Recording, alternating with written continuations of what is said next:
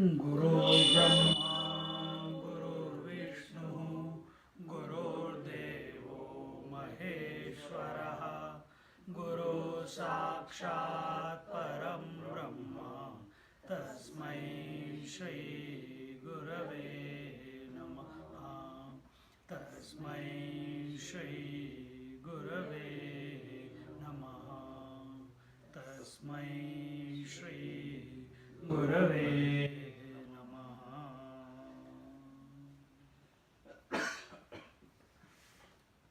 We are in Gyaneshwari, chapter 11.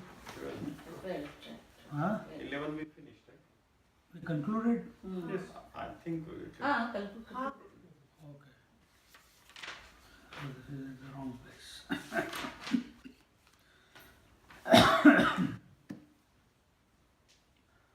So here we see now that this chapter has come because the first 6 chapters were about Tvampada Shodhanam. See, the Mahavakya is Tat Tvam Asi. You are that. You, the individual, are that infinite, that Lord. So the first 6 chapters are exploring the Tvampada. Shodhanam, exploring the Tvampada. How we can perfect this individual that we are. How we can act, how we can interact with the world, because our thoughts are of the world, isn't it? Isn't it? Our disturbances are of the world only. We look at the world and we get disturbed here, that's a different matter, but it is our interaction with the world which is bringing about our attachments, our identifications, and as a result of the identifications and attachments, desires for objects in the world, isn't it? And we get caught up in the loop. So the first 6 chapters are about how to correct this, so that the world does not become a problem to us. What in Yoga Sutra is the yama, that one yama is here given as 6 chapters. How the world should not become. So you act because you are meant to act, because you cannot live without activity. But how you have to act in this world? That was the whole theme throughout from the 2nd, 3rd, 4th, 5th and 6th till 5th chapter. That you do not expect the results, you act but you do not expect the results, see action in inaction, with a dispassionate mind, attitude, you perform the actions. And when you come to the conclusion in 5th chapter, there, now the world is not disturbing you anymore. When the world is not disturbing you, you are not getting disturbed by the world anymore, nor you are disturbing the world anymore. Then what's the next frontier for me? Who is this me who is not disturbed by the world? Isn't it? And what is this world? Don't forget, world is not only that out there. The world also includes the body, breath, mind and intellect. It includes that also. So when in the 6th chapter, when now the world has been kept at bay, nothing is disturbing me, I am maintaining an equanimous attitude. Throughout this whole chapter, how to act with equanimity was told at a different level, with different understandings. Then now question comes, who is this me? And then it was told, you are the one who is the witness, and therefore the 6th chapter began that you start contemplating on yourself. And the 6th chapter concluded with a conviction, with touching of you with yourself. That you are this conscious principle, you are this self, you are this consciousness. Now you are not considering yourself to be just the body, you are not just considering yourself to be a father, mother, daughter, sister. You are now redefined yourself that you are the consciousness. then began then began the seventh chapter. From seventh chapter, seventh verse, the topic of devotion begins, where the Lord tells to such a mind. If he had told to Arjuna what he is telling in the seventh chapter, that the whole world is existing in me, Sutre Manigana Iva, means the whole world is existing in me as the beads. I am the chain and the whole world is existing me as beads. I am the material cause and I am the efficient cause. If we had told him in the first chapter, second chapter, Arjuna would not have understood. And he did tell him that what the self is in the 10th verse onwards, for till 30th verse or something. He tells Arjuna, because Arjuna asked, please tell me what is for my bestest good. So he said, this is for your bestest good. Atma is that which is avinashi, it is self-illumined, it is unknowable by the mind, it is beyond the speech, it is all pervasive, it is ever pure, it is unborn, it cannot be burnt, it cannot be cut, it can, all, so many verses were told there. But Arjuna did not understand. So he needed to be taken through this process of coming to himself. Now to this Arjuna, who has now at least his attention is on the self. To such Arjuna's mind, to such a mind, the Lord is giving the knowledge of devotion. And in the 7th chapter, he told him the secret of his. Then in the 8th chapter, he introduced the topic of death, that in this creation, as an individual, if you want to take, life comes about because of the previous karmas. And more than that, his attention, Lord's attention was on that if, O Lord, for Arjuna, O Lord, if you are everything, then how do I gain you?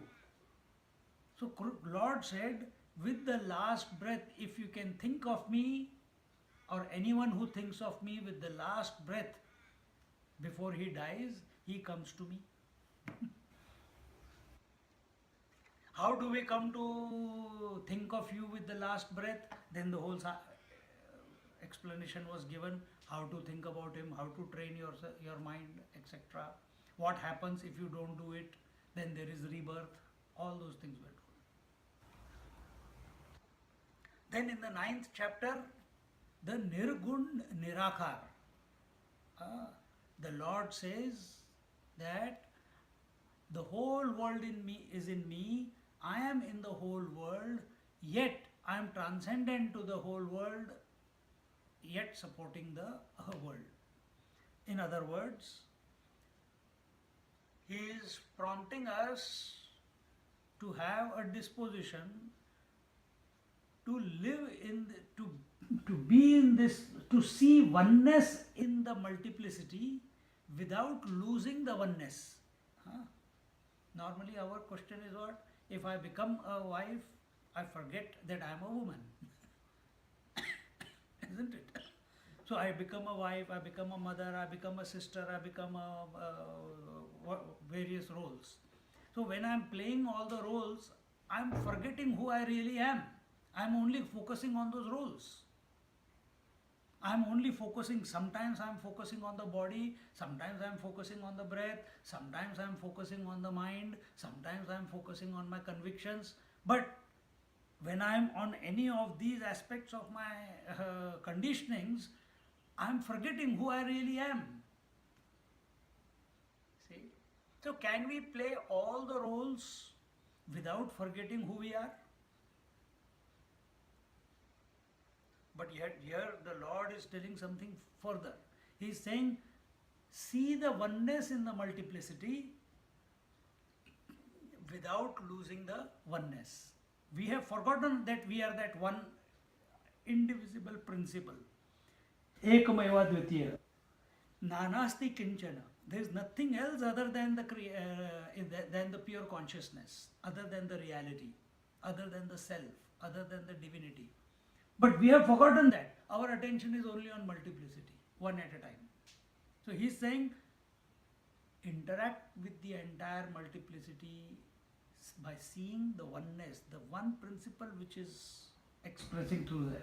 And that will only happen when you are abiding in yourself as the self.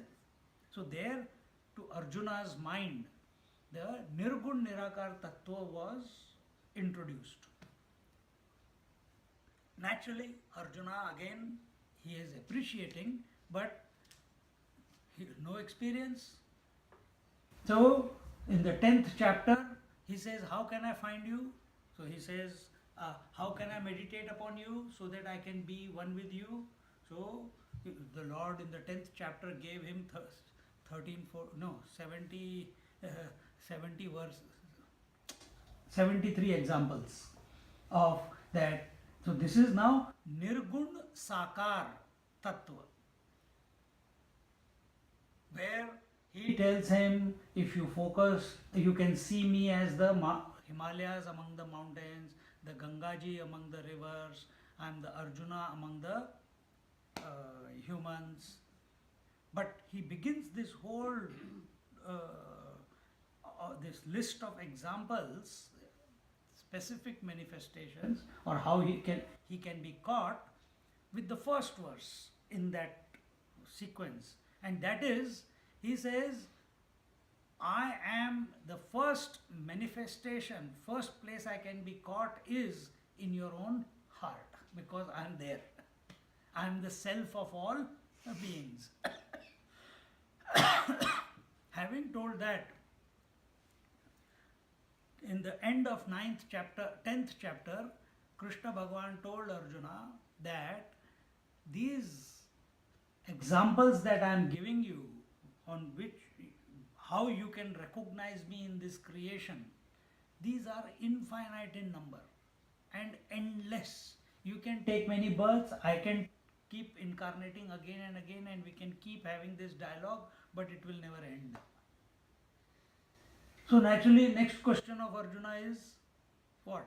Can I have the entire experience in one go?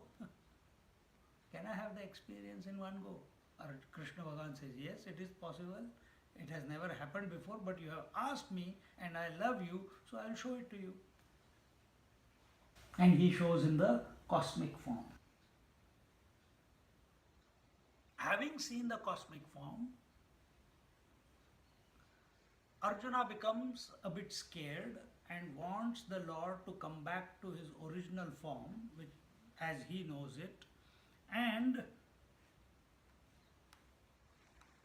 he gets a scolding from the Lord. That you fool, I gave you something so special and you discarded that out of fear, and you wanted to know the same friendly Krishna. Anyway, now that it has happened, remember that when you are moving around in the world looking at my form, which is the Chaturbhuj form, which you find so dear to you, do not forget the cosmic form in your heart. This is the way. So now what was told in the 9th chapter, that the Lord, the whole world is in me, I am in the whole world, I am supporting the world, but yet I am transcendental to the whole world. That vision And where is this vision? That you look at my form, but in your heart keep the cosmic form. It has got watered down now because Arjuna doesn't understand. So this particular, the 11th chapter, 9th chapter was Nirgun Nirakar, that means attributeless and formless reality was mentioned there. In the 10th chapter, attributeless but with form, the reality was, with qualities, the reality was mentioned. And in the 11th chapter, Saguna Sakar, meaning with form and with qualities, the Lord showed himself to Arjuna. Now naturally next question will be what? Next question will be and Lord says one thing, that anyone who I am showing you this cosmic form not because of your qualification, not because you are my friend, not because of any other reason, but because I am happy with you. Prasanna. Because I am pleased with you, because I am happy with you, because you are dear to me, therefore I am showing you this form. So then naturally the next question comes, how do we make ourselves and of such a disposition that we become dear to the Lord? So he shows us the cosmic form, naturally, isn't it? That's the next question.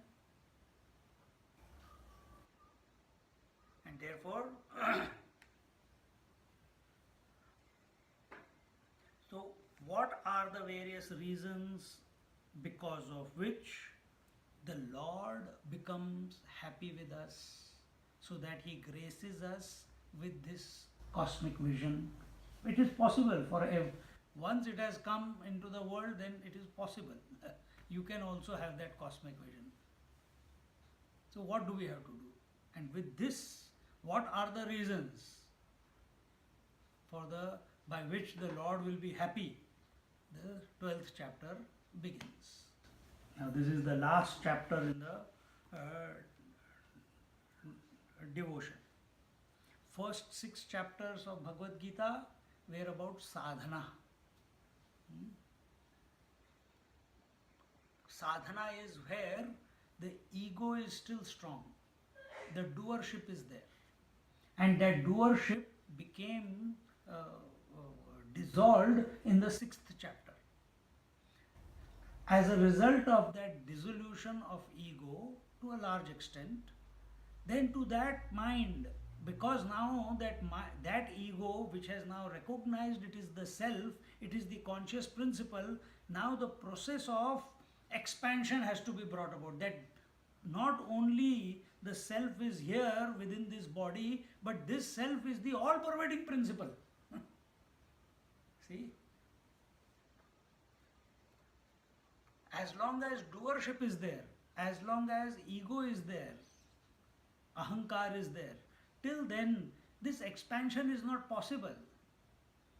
Then how do we, as we are purifying ourselves in the first 5 chapters and we come to the 6th chapter, we come to know ourselves, but every now and then in the mind, I am doing the sadhana, I am doing meditation, I am doing this, I am equanimous, this I, the ownership keeps coming by default. So how do we dissolve this ownership? How do we dissolve this doership? The 7th, 8th, 9th, 10th until the 12th chapter. The devotion. Devotion is the way by which you dissolve this individuality.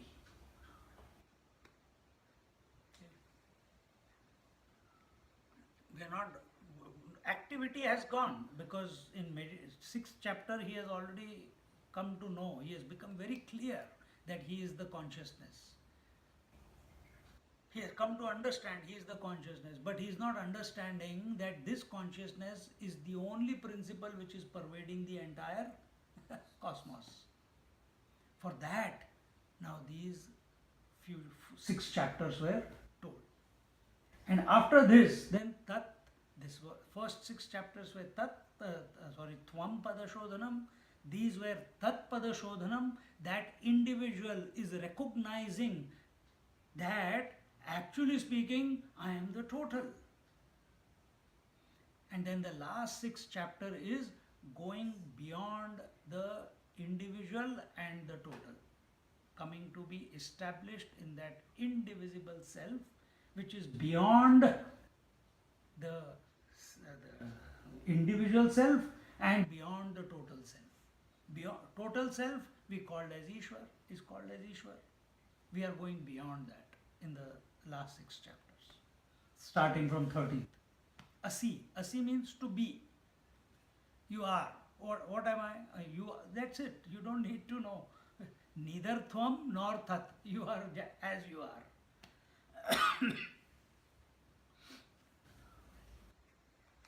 So with this introduction, we enter into the 12th chapter of Bhavartha Deepika, Bhagavad Gita. Dnyaneshwari भावार्थ दीपिका अध्याय 12. ओम श्री परमात्मने नमः. अध्याय 12. भक्ति योगः. जय जय वो शुद्धे उदारे प्रसिद्धे अनवरत आनंदे वर्षतीये विषय व्याळे मिठी दिधलिया नुठी ताठी ते तुझिये गुरु कृपा दृष्टी निर्विष होय तरी कवणा ते तापू पोळी कैसे नीवो शोकू जाळी जरी प्रसाद रस कल्लोळी पुरे पियेसी तू योग सुखाचे सोहळे सेवका तुझे निस्नेहाळे सोहम सिद्धीचे लळे पळीसी तू आधार शक्तीची या अंकी वाढवीसी कौतुकी हृदयाकाश पल्लकी परिये देसी निजे. He says,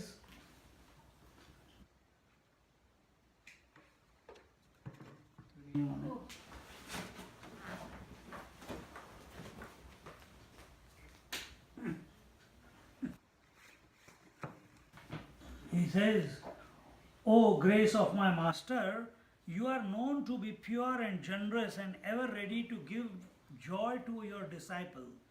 Glory to you, the fainting fit which results from the bite of a snake in the form of sense objects, but not abate without your help. In the waves of your kindness come in floods, which will suffer from the pangs of misery or worldly sorrow. O Mother, it is through you that the disciple enjoys the bliss resulting from yoga, and his strong desire to become one keep him on the top, on the lap of the serpent power of the Mooladhara, and placing him in the cradle in the region of the heart. You swing the cradle. See, this Anahata Chakra. Anahata Chakra is where the Viveka Khyati takes place. Viveka Khyati means a clear distinction between consciousness and matter. And once it is clear that you are not the matter, world, objects, body, breath, mind, intellect, that you are the consciousness, but old habit keeps bringing you back into the identification. But once it has clicked that you are the consciousness, now involuntarily the search begins. And the more you put attention on this consciousness, if I am the consciousness, yeah, the whole experience is taking place, then who am I? Then who am I? And you start moving in the direction of the self. The mind moves. Coming to the self and coming to realize that I am the self. So I am the self but others are not realizing that they are the self. It happens, no? I am the self. I have to sit in meditation. Don't disturb my sadhana. I have to do this. I have to live a disciplined life so that every day, 3-4 times, I sit in meditation. All this we have done. But what's next? That happens in 6th chapter. Next is how to come out of this and recognize that you are the self, not only on the seat of meditation, even when you are moving around in the world. Nothing is disturbing you. You are abiding. And for that to happen, you have to recognize that the world is also nothing but the self. Only then it will happen.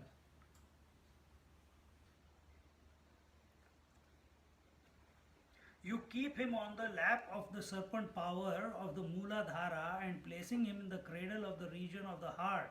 You swing the cradle.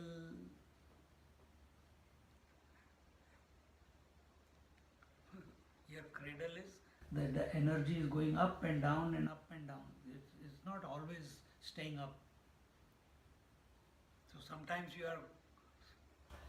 you come to know that you are the consciousness, and yes, you have come to know, but the next moment, oh, I have to earn for a living.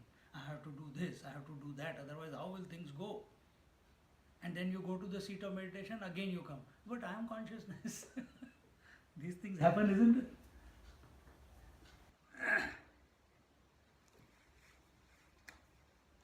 प्रत्यक ज्योतीची वोवाळणी करीसी मन पवनाची खेळणी आत्मसुखाची वाळलेणी लेवविसी सतरावियेचे स्तन्य देसी अनुहताचा हल्लरूद गासी समाधी बोधे निजविसी बुझावनी म्हणवनी साधका तू माऊली पिके सारस्वत तुझी पाऊली या कारणे मी सावली नसडी तुझी अहो सद्गुरुची ये कृपा दृष्टी तुझे कारुण्य जयाते अधिष्ठी तो सकल विद्यांची ये सृष्टी धात्रा होय म्हणवनी अंबे श्रीमंते निज जन कल्पलते आज्ञापी माते ग्रंथ निरूपणी. He says, you have the light of self-knowledge before him.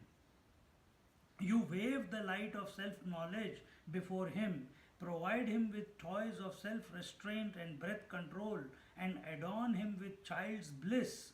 You gave him nectar to drink from the 17th phase of the moon, and singing a lullaby of the unstruck sound, anahata, you lull him to sleep after acquainting him with the bliss flowing from samadhi.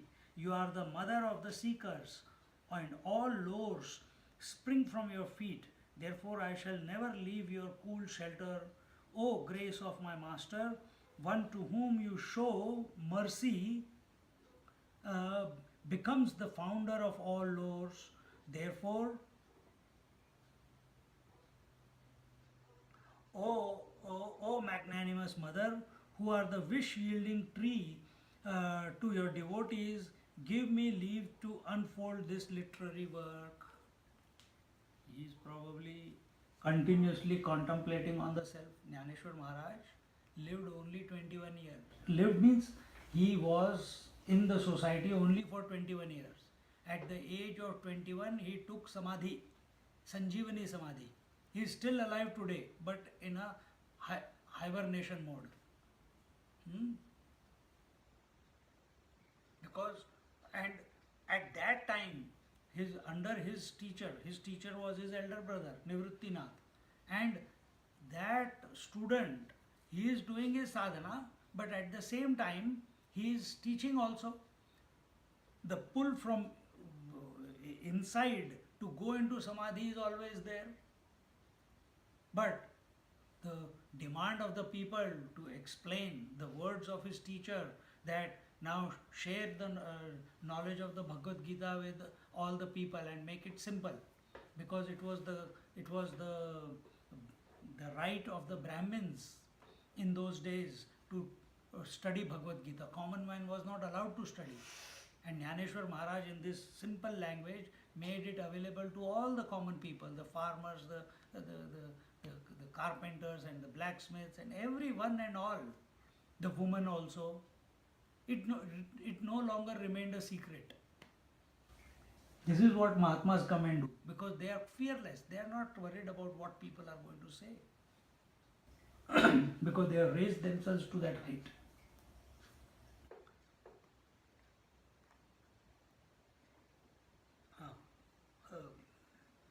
So give me leave to unfold this literary work. Then continuing, Navarasi Bharavi Sagaru Karavi Usita Ratmanse Agaru Bhavarthatse Girivaru Nifajavi Smaye Sahitya Sonia Chia Khani Ugavadi Deshiye Chia Kshoni Vivekavalli Chilavani O Dei Saindha Samvada Phala Nidhane Prameyache Udyane Lavi Mane Gahane Nirantar Pakhandache Darakute Modi Vagvad Avhate Kutarkanchi Drushte Savaze Phedi Shri Krishna Guni Mate Sarvatra Kari Vo Sarate Rani Ve Vaisavi Kshrote Shavanachiye. O Mother, pray help me to create oceans of the nine sentiments, mines of figures of speech, and cliffs of imports of the Gita. Let me open up in the land of the mother tongue mines of gold and cultivate rows of creepers in the form of thoughts. Let there be laid out always dense orchards of topics of knowledge laden with the fruits of discussions. Let the dens of atheists and the crooked ways of wranglers be destroyed, and the beasts of prey in the form of evil thinkers be driven away. Endow me with the capacity to sing the praise of Lord Krishna and secure for the hearers the kingdom of bliss by hearing it. Now remember one more thing under the circumstances that Gyaneshwar Maharaj is in. These self-proclaimed upholders of dharma, upholders of righteousness, upholders, self-proclaimed teachers of the Bhagavad Gita and the Vedas. And what were they teaching? See, here still, see how prevalent it is in our society. Even here, after coming to Australia, people say women should not chant Vedic mantras. Women should not chant Om. And there are teachers who do not teach. They teach men, they will not teach women. Day before yesterday, I was in the Fiji temple taking the satsang there. There, the people, mainly, most of the people were above 45, 50. And all of them, after I was talking about Ramayana, that's what they chant, and then someone comes and explains, or someone among them explains. But today they wanted me to come, and I explained. And one verse was that ढोल पशु गवार और नारी ये हैं ताड़न के अधिकारी. Tadan means to be scolded, to be controlled, to be improved.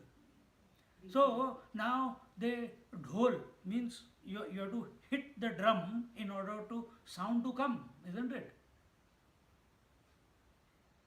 Pashu, animal.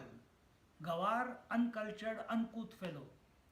Nari, another word is stri. The original word is stri for nari. So therefore, you hit the drum, you hit the animal, you hit the uncouth or uncultured person, and you hit the wife. So it has become a norm in the Indian society to hit their wives. Well, scripture is saying Wrong interpretation. wrong interpretation. And then one gentleman was sitting next to me. He is the eldest, I think, there. He says, Swamiji, after the talk was over, he said, Swamiji, can you? I had heard it, but I had to come up with an answer at that moment. He said, can you spend 5-10 minutes talking about this particular doha? I go, what is there to talk about? See, wrong understanding. These are all the attitudes within our mind. The Stri is Sattva Rajas Tamas, Pashu is the animal within us. The uncultured, it's not the uncultured fellow out there, it is the indiscipline which we are carrying within us. And the drum is that which makes sound. We only speak. Don't practice it in our own life. All our sadhana, we come to satsangs, we are ready to share and want the people to change, but we don't want to do it in our life and change ourselves. Empty words. One lady says, 80-year-old, Swamiji, thank God you came today. 80-year-old, huh? He says, my husband has been telling me that, that particular verse, what she just chanted. For 80 years I have been thinking that I am a low person. Thank you for, now I am feeling good about me, that even men are the same. Just because they are born men does not mean that women are lower. And she looked at her husband and asked, से आज रात को मेरे ताड़न होने वाले see, this imaginary world we are living in. Some idiot has explained it that way, and they remain in that type of thinking. I had also not thought about it, but at that moment I had to come with an answer which inspires them, which brings them back to themselves, which makes them devoted to the Tulsi Das ji who has written those verses. They don't think bad about the person who has written Tulsi Ramayana. They don't think wrong about Ramayana. Now they said, Swamiji, that was very nice. Next time you please tell us why Sita was sent away by Lord Ram. They have taken the meaning word by word, and that's not right. No, but, so that is what.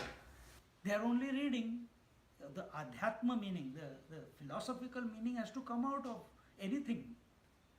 And that is what Gita is teaching you, Ramayana is teaching you, Mahabharata is teaching you, Puranas are teaching you, that when you are going through life, don't just focus on what is seen. If you approach the entire life philosophically, and what is philosophy? Tell me. What is philosophy? The study of spirit is philosophy.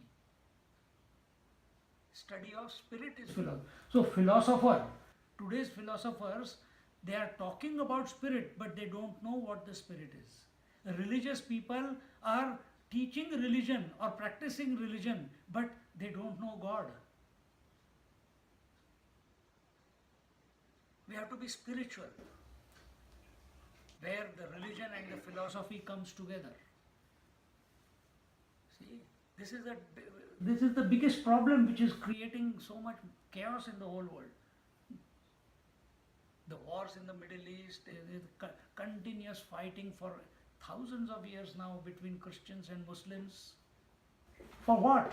This is the reason. They take it to the word meaning. Jihad. Le liya. Chalo. What is the philosophical meaning of jihad? A Muslim fellow only told me. Jihad is against the ego.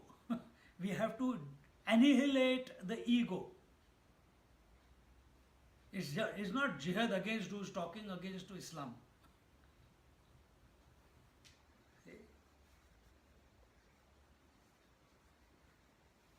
This shift, this transformation comes about when we are available to the satsang. And merely don't listen to what is told here. When you are listening, your attention should be on the spirit. Your attention should be on the conscious self.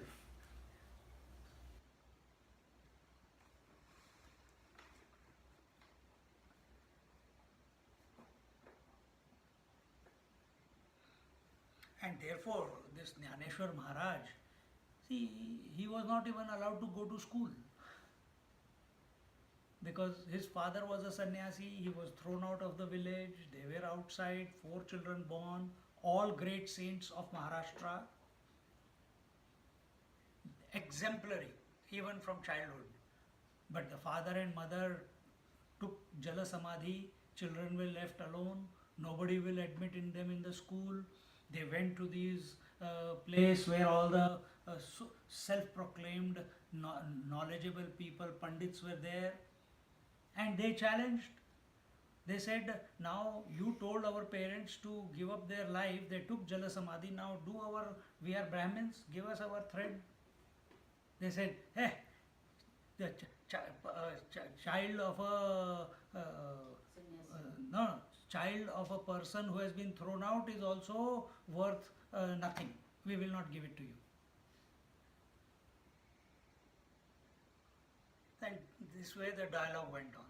So Gyaneshwar Maharaj has not studied in school, yet he speaks so well. Yet he is bringing out all the philosophical meaning.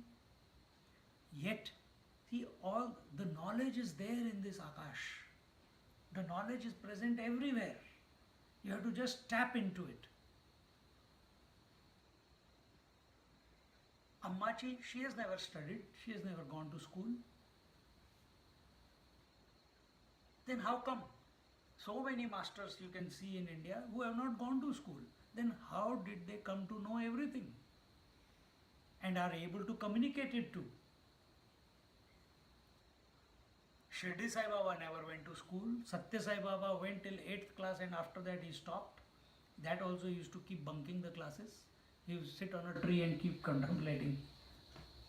Then how does he know the whole Ramayana? Then how does he know the verses in the Upanishads, the Vedas? How does he know that there is consciousness, there is spirit, there is matter, that there are 5 koshas? How does he know all this?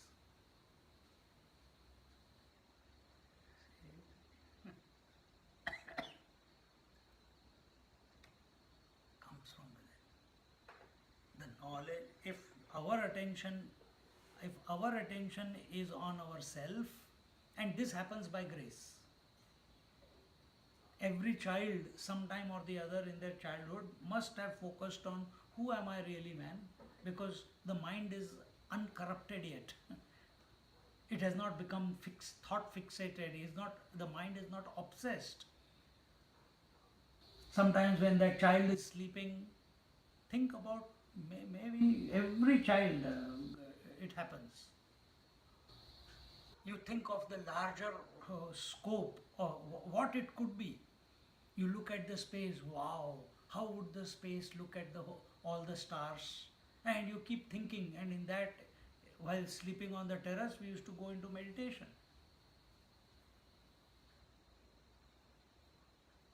I remember I was standing with my Muslim friend on the terrace on a full moon night, and we were thinking, yeah, I had not studied any scripture, but that time, what is this space? Everyone says space, space, space. Space hai kya cheez? What is this? Is it emptiness? Is it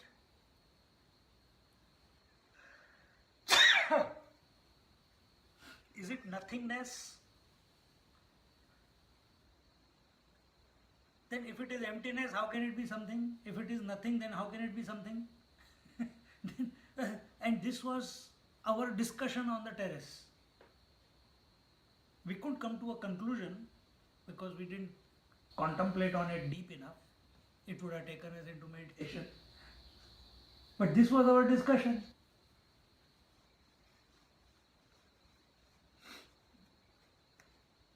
So Gyaneshwar Maharaj is invoking that goddess, is invoking the teacher, is invoking the Lord Krishna, so that he is able to perform the service that is required to be performed in front of all these people who are expecting some words of understanding. And how to bring it, so that how to make this complex, complicated, sort of how do you call it, difficult thought equations, understandings, and make it palatable to the common man. So he is invoking the teacher and invoking the goddess. And at the same time, he doesn't want to speak. He is only an instrument. He wants to be merged into himself. Yet, his teacher has ordered, speak. So he has to speak. So he is forcing himself to come out of meditation, in order to speak to people. Ramakrishna Paramahans, many times he will be, if left alone, he will be absorbed in himself.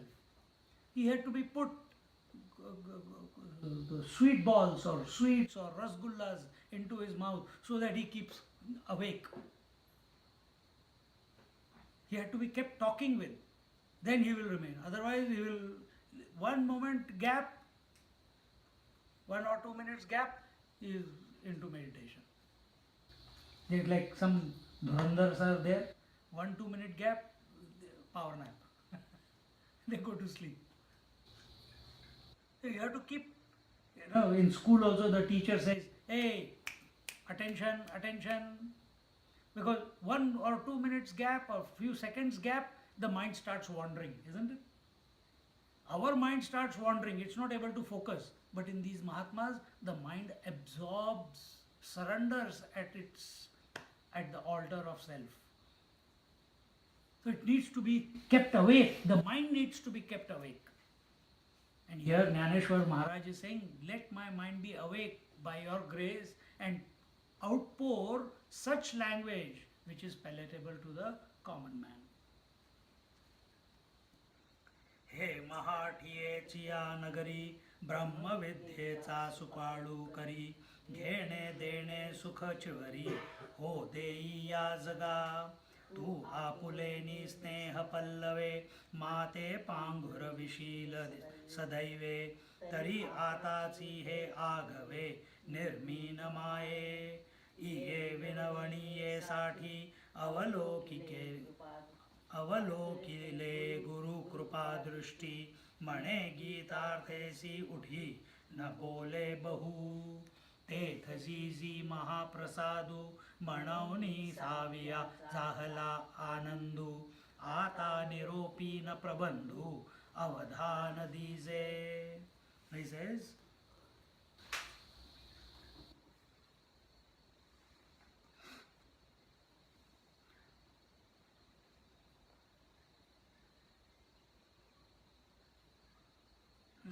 let there be abundance of divine knowledge in the city of Marathi language, and let the world have dealings only in the bliss of knowledge. O Mother, if you will take me under the wings of your love, I will launch this literacy work. Hearing this entreaty of the disciple, the Guru gave him a gracious glance and said, now start your discourse in the Gita without any further talk. Jnanadeva said, very well, this is indeed a great favor from you. I am highly pleased and shall continue the discourse. Please lend me your ears.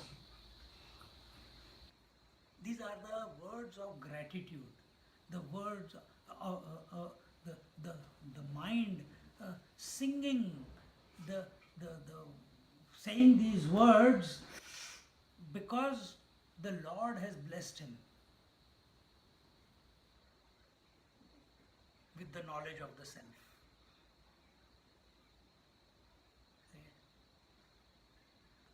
And that knowledge of the self, that sadhana, that understanding, that elocution, everything comes not by our doing. It comes because of the grace of the teacher, Guru Maharaj, and it comes because of the grace of the Lord. And once you are established, we are doing Panchadashi on Wednesdays, yesterday's lecture if you hear, and next week's also. The last few verses, it's continuously Dhanyosmi, Dhanyosmi. Every verse is starting, first line, second line. Each shloka is 2 lines. Both the lines, Dhanyosmi, Dhanyosmi, Dhanyosmi, Dhanyosmi, Dhanyosmi, Dhanyosmi. He is experiencing such, after having come to know himself, the mind is still functioning. Then what is the topic of thought in that mind? It is only that of gratitude. It is only that of a feeling of blessing. See? Exactly the same thing Gyaneshwari Maharaj is also doing. But then the teacher is saying, now you do it. Now he will do whatever the teacher says. But he is not only asking blessings for himself. He is also asking blessings for the state. He is asking the blessings for the people. He is telling that may crooked people not discuss the scriptures in the wrong manner. Let there be love among everyone, and let people only discuss the topics of Bhagavad Gita. Let the Marathi language become great. So on one hand he is invoking the blessings for all the people, but also for himself, so that he can do the job that is at hand.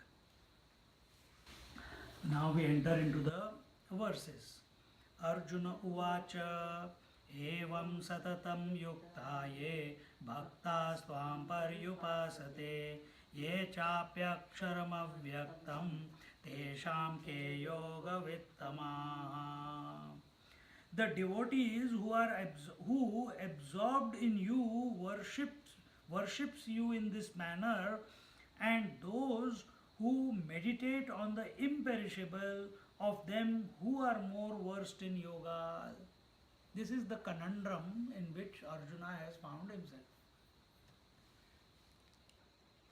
Should I follow the 9th chapter? Should I follow the 10th chapter? Or should I follow the 11th chapter? You have given me 3 ways of experiencing you. One is Nirgun Nirakar, in the 10th chapter was Nirgun Sakar, and in the 11th chapter was Sagun Sakar.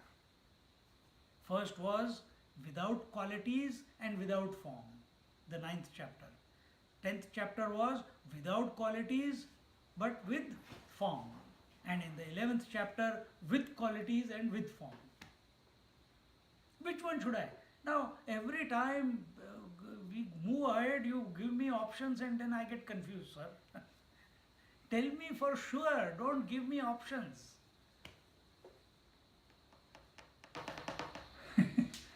Single pointedness of mind is a non-optional existence. You giving only one option to your mind. Think of Om, nothing else, no more options. This thought must come. Should I chant or should I only focus on should I do or should I breathe in and no, do start. Whatever is meant to happen, you will feel comfortable with a particular way as you start doing it. And hold on to that. Stay with it.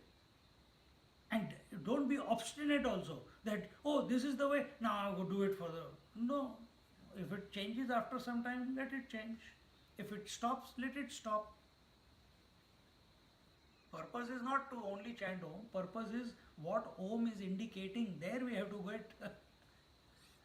Isn't it? But we lose the focus. See, our focus is what? Our focus is our children. So all our activities are for the children, isn't it? Look at your life. You feel that you have to do the duties, you are responsible for the children, and that is your focus at the moment. And as long as that focus is there, because that is so deeply ingrained into your mind, involuntarily all activities, all thinking, what you do or not do, everything is geared towards those responsibilities which you feel are paramount responsibility of your or duties of yours. A person who falls in love, he was also doing duties before. He was going to work, but now what is? He is in love, and his thinking, his eating, his walking, his working, sleeping, dreaming, everything is geared towards that beloved, isn't it? All activity at mental level, thinking level, and body level, everything is automatically geared towards where his mind is stuck. Where it is stuck? In the beloved, isn't it? This is the principle. This is how the mind functions. It's not your mind or my mind. It's everywhere. The mind is like this.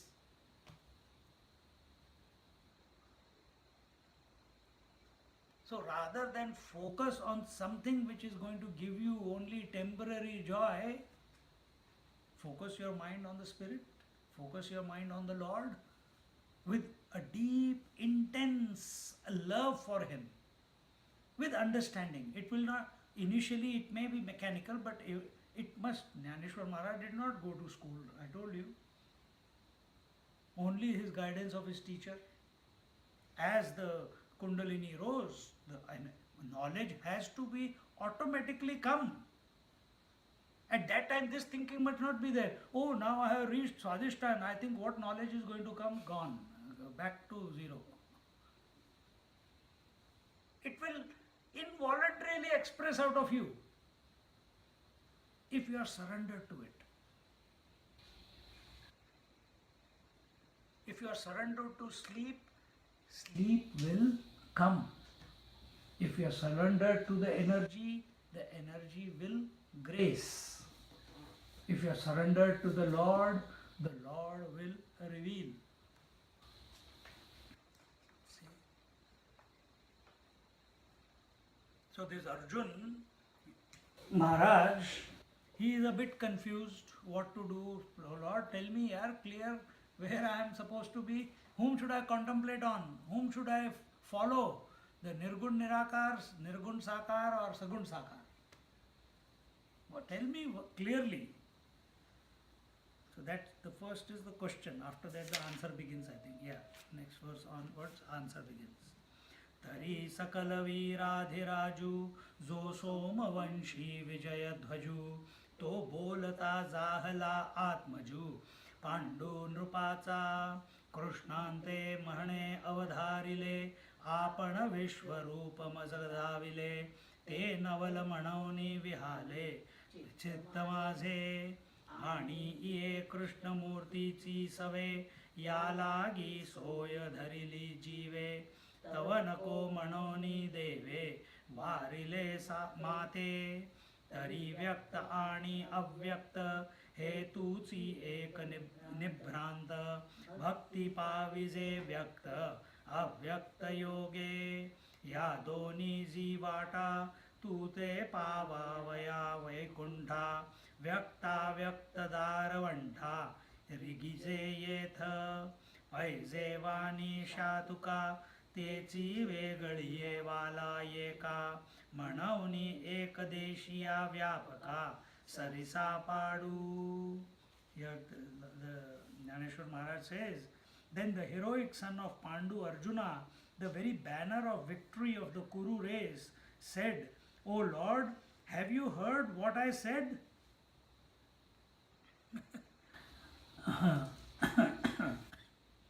Have you heard what I said? I was frightened of your marvelous cosmic vision. I took refuge in your human form as I was accustomed to it. But you warned me that I should not do so. Undoubtedly, you exist both in the manifest and the unmanifest form. The cosmic form, he could not see the beginning and end, isn't it? Everything, he saw Krishna in his myriad ways, everything is happening at the same time. It was beyond his mental ability to comprehend what that vision was. It was presented to him. It was not a result of his thinking.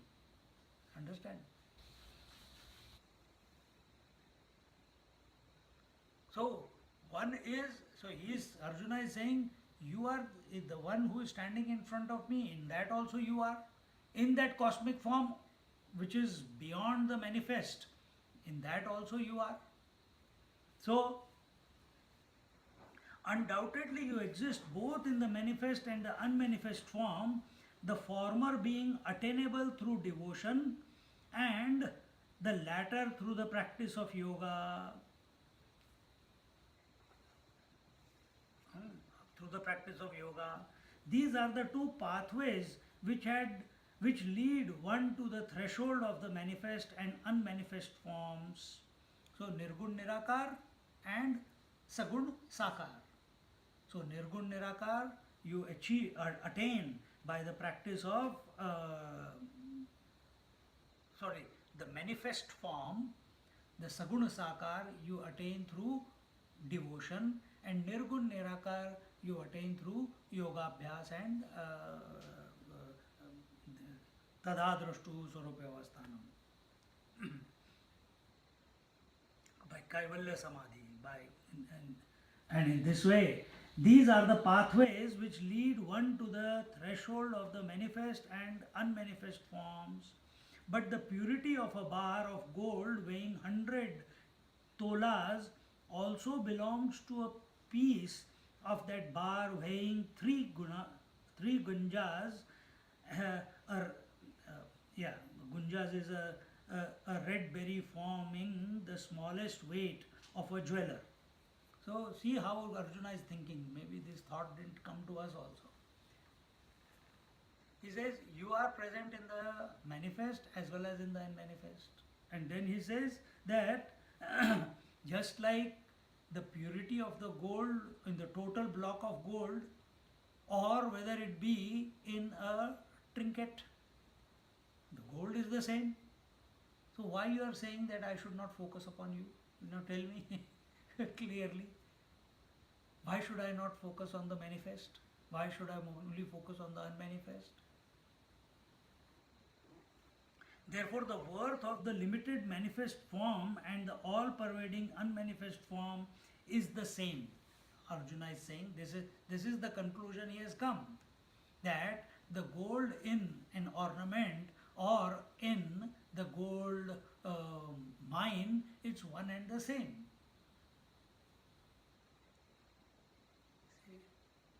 The water in the wave or water in the ocean is one and the same. The mud in the on the infinite big earth and the mud in the pot is one and the same. Quality wise, it's the same. So he says, is the same. Now continuing from the 25th verse, he says, Amrutachiya sagari zelabhe samarthyachi thori te chide amrutalahari sudi ghetaleya he kiramazhya chitti pratiti athiji niruti paripusane yogapati te yachi lagi जे देवा तुम्ही नावेक अंगीकारिले व्यापक ते साचकी कवतिक हे जाणावया तरी तुझ लागी कर्म तुची जयाचे परम भक्तीसी मनोधर्म विकोनी घातला इत्यादी सर्वी परी जे भक्त तू ते Srihari बांधोनिया जिव्हारी उपासिती. He says, the power which subsists in the ocean of nectar to grant immortality exists in a sip of nectar. My mind has already reached this definite conclusion, but I wish to know whether the universal form assumed by you for a moment is your true nature or is only your divine play. You have devotees who perform all actions for your sake, hold you to be the highest object of worship, and surrender all their desires to you. Then there are some who worship you by cherishing your unmanifest form in their minds, which is indescribable and beyond the Omkara, which is imperishable and not like anything else. And then continuing, he says, I'll explain. आणि जे प्रणवा पैलीकडे वैखरी AC जे कानडे काही सयाही सांगडे नव्हेची जे वस्तू ते अक्षरजी अव्यक्त निर्देश देश रहित सोहम भावे उपासित ज्ञानी ये जे तया आणि जी भक्ता ये रामाजी अनंता कवणे योग तत्वता जाणितला सांगा या किरीटीची या बोला तो जगत बंधू संतोषला म्हणे हो प्रश्न भला जाणसी करू. He says, and beyond the Omkara, which is imperishable and not like anything else, they meditate upon this form which is super sensuous, imperceptible, and not limited by time and space, with the conviction that we are that Brahman. Tell me, who between the two have apprehended the essential nature of yoga? Overjoyed at the query from Arjuna, the blessed Lord, the friend of all, said, O Arjuna, you know well how to ask a question. So which one is? Are those devotees foolish who are surrendering to your Saguna Sakar, your form with attributes? What we see as the Krishna and everything. So those who are offering you, they are surrendering their life, they are doing your puja from morning till night, they have left their homes for contemplating upon you and surrendering to you like Papa Ramdas. You read that book? You read? You read? Paro, In Quest of God. It's an American copy. No, he's Indian. Okay. The book is called In Quest of God. It's available online.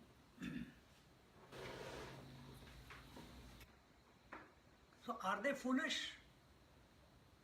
Those who are singing your name and doing Sankirtan and chanting and feeling the ecstasy, are they better? Have they really known you? Or those who are pronouncing the Omkara and sitting in meditation and contemplating on the Nirgun Tattva, they are the real knowers of the reality.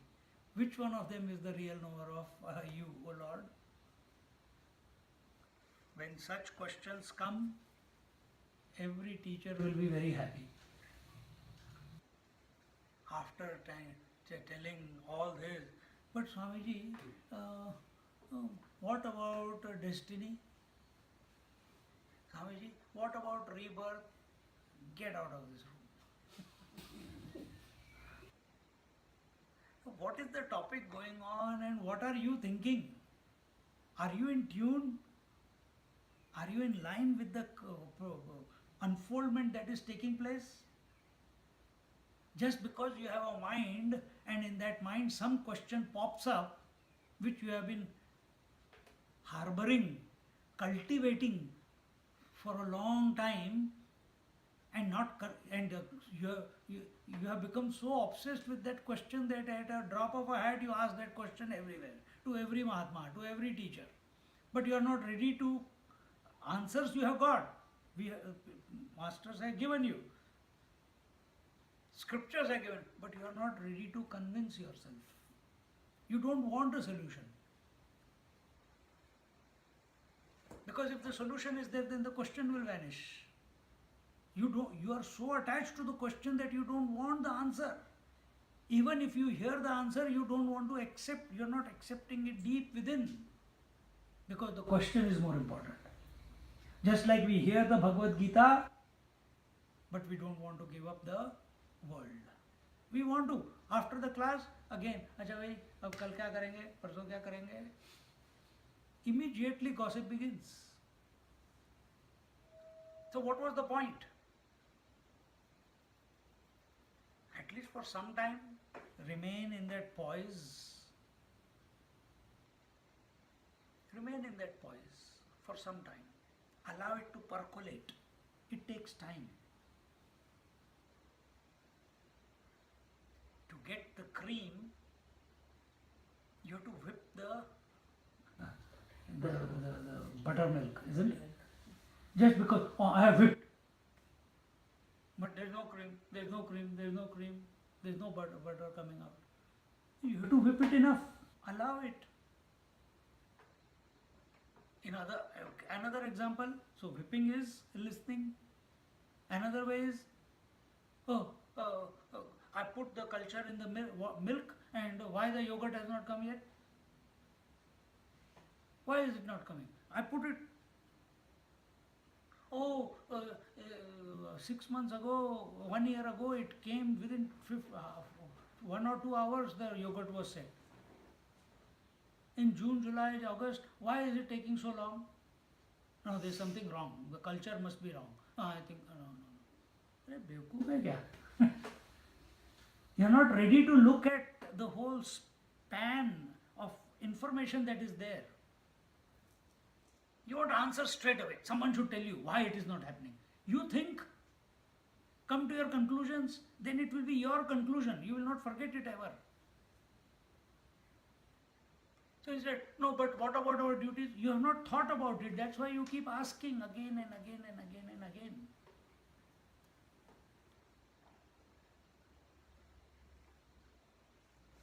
So when a student like Arjuna or any other person asks a pertinent question, the teacher is also inspired.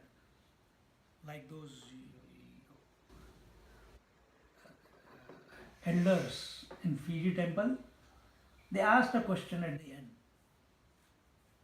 And I was inspired to answer them. Because I don't want them to go away without a proper solution for that. Otherwise, imagine all of them have lived their life 40, 50, 60 years, 70, 80 years, thinking that we are not worth it. Where is their self-confidence? Where is that self-dignity? So similarly here, Krishna Bhagavan also is very happy with Arjuna's question. He says, you articulate them very well, man. Shri Bhagavan Uvacha Maya Veshamano Ye Mam Nitya Yukta Upasate Shraddhaya Parayo Petaha Te Me Yuktatama Mataha. He says, those I deem, the Lord says, those I deem the best yogis who, imbued with supreme faith, fix their minds on me and worship me with constant contemplation. They are the best. What does he say here? Tari astu girichiya upakanthi regalia ravi bimba pathi rashmi jaise kiriti sancharati का वर्षा काळी सरिता जैसी चढू लागे पंडुसुता तैसी नीच नवी भजता श्रद्धा दिसे परी ठाकिलिया ही सागरू जैसा मागीलही यावा अनिवारू तिये गंगेचिये ऐसा बड़ी भरू प्रेम भावा तैसे सर्वेंद्रिया सहित मज माझी सुनी चित्त जे रात्री दिवस न म्हणत उपासिती या परी जे भक्त आपण पे भज देत तेची मी योग युक्त परम मानी. So in one few sentences he has told you who is the best devotee. But you will say, but he says, O Partha, just when the sun goes behind the western horizon, all his rays follow him. Or a river begins to swell in the rainy season, so the faith of my devotees goes on increasing as they continue to worship me. So what is he saying? Your devotion, initially faith is blind, right? Faith is blind. बोलते हैं ना blind faith. That is what it is. Nobody, have you seen God? No. Have you experienced God? Have you shook hands with him? Have you hugged him? So our approach to the Lord, our attention to the Lord is merely on blind faith. Because my parents have done it, because the temple, because I'm continuously surrounded by the temples or the scriptures are telling it, and it's merely blind faith.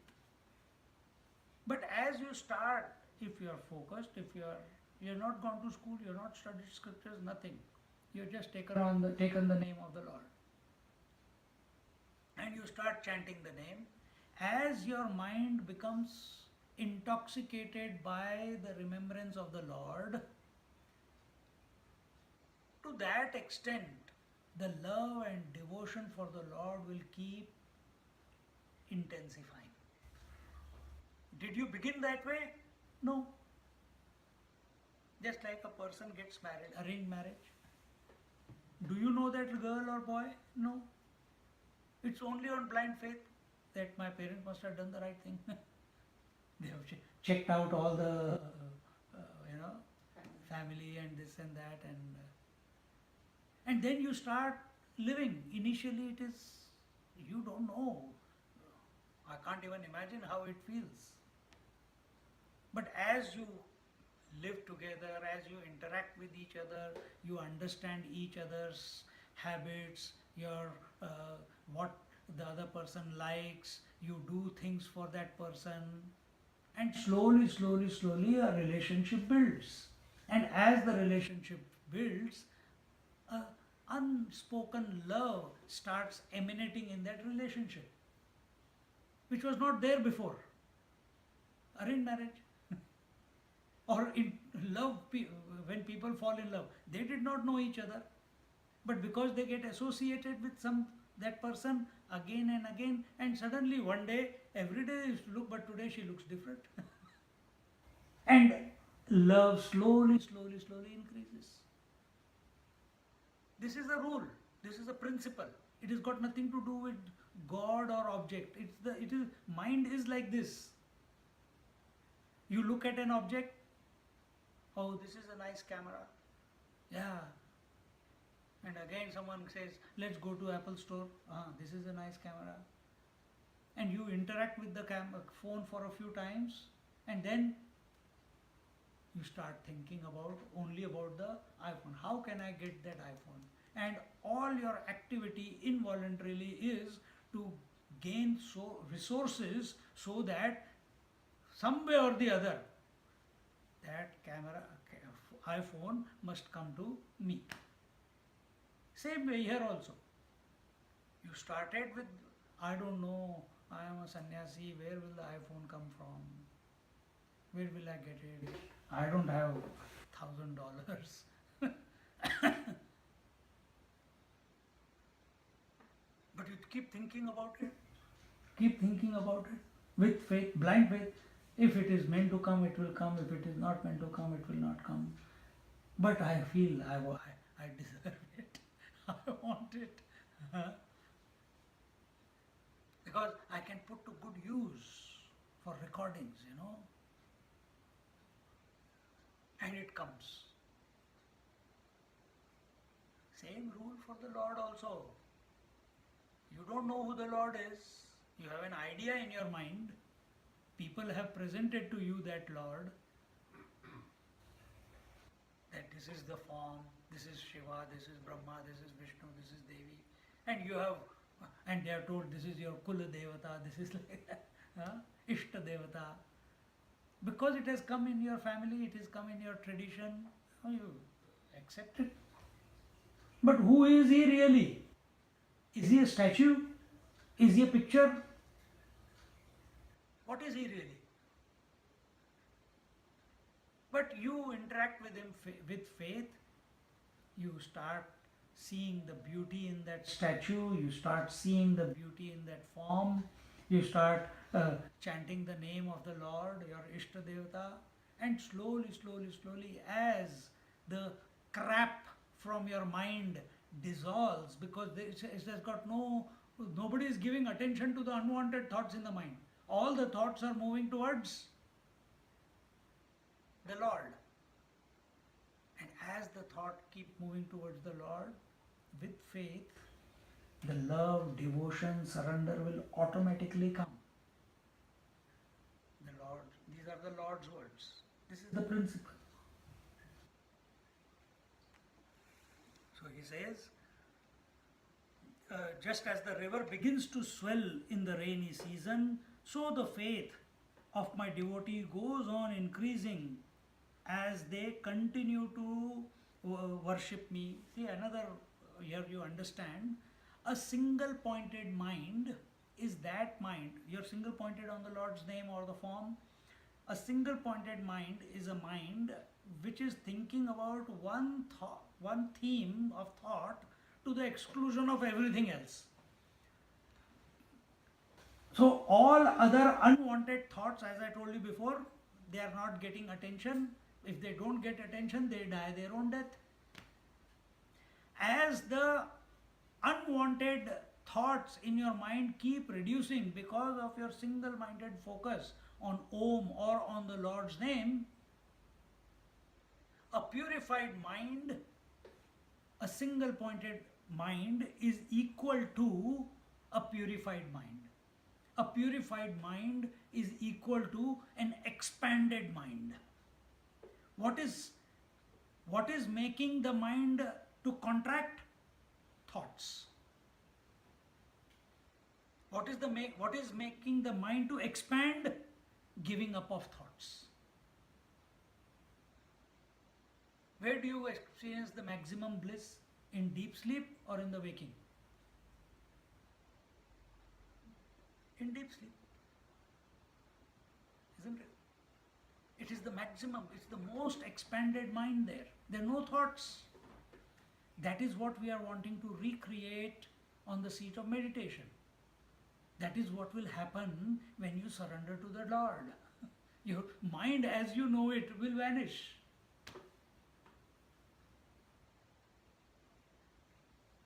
Meaning, as you know it, you will see that this mind is only a phenomena. That's all there is. You have been you have been thinking till now, you are the mind, isn't it? This question of Arjuna is why? Because he thinks he is the mind. He is not able to remain established in the self. So as long as the mind is, that is the only tool we have at the moment. So how do you go beyond the mind? How do you redefine the mind as consciousness with thoughts is the mind and I am that mind? Then it's not a problem. But right now we are identified with the mind with its, which is like an ice cube. It is not like the expanse of ocean. We are identified with the ice cube. And this is the ice cube in the ocean of consciousness. So the Lord is saying, you focus on me with devotion, and those who do that, their devotion keeps on increasing as they continue to worship me. Their devotion increases like the tidal flow of the river Ganges, which flows in its full force all through before it joins the sea. These devotees, fixing their minds on me, worship me day and night and dedicate their whole life to me.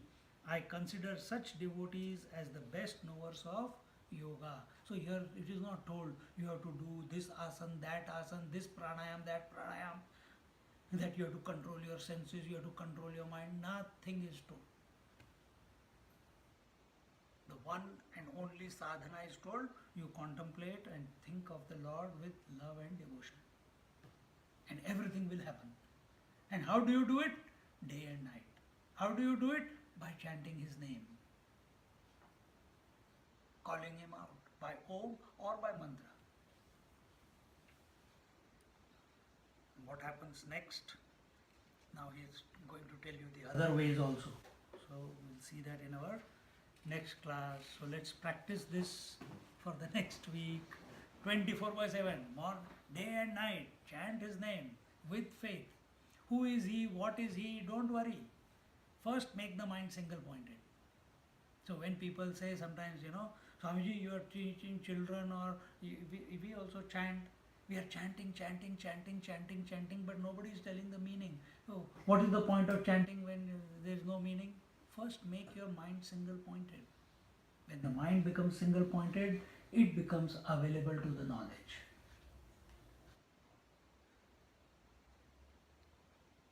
It will become available to the knowledge. If you go further and you don't seek the knowledge by second hand means, then the knowledge will flower from within. Trust the process. Lord is telling. Om Purnamada Purnamidam Purnat Purnamudachyate Purnasya Purnamadaya Purnameva Vashishyate. Om Shanti Shanti Shanti. Hari Om Shri Gurubhyo Namaha. Hari